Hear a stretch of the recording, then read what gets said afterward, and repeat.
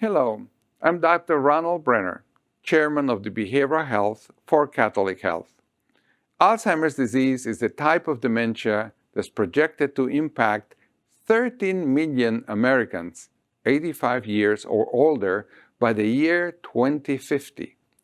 So how do we diagnose Alzheimer's disease? First, there is a thorough review of the patient's medical history and physical examination, many times including a neuropsychological testing. At times, brain scans and blood tests also will be useful and necessary. Once a diagnosis is made, what can be done? Well, there are medications, exercises that can help mitigate and slow down the onset of dementia caused by Alzheimer's disease. But there is a degree of clinical care that ultimately will be necessary.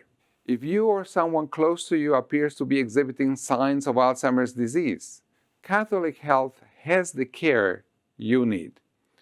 Call 833-NY-LI-DOC to locate a behavioral medical specialist near you.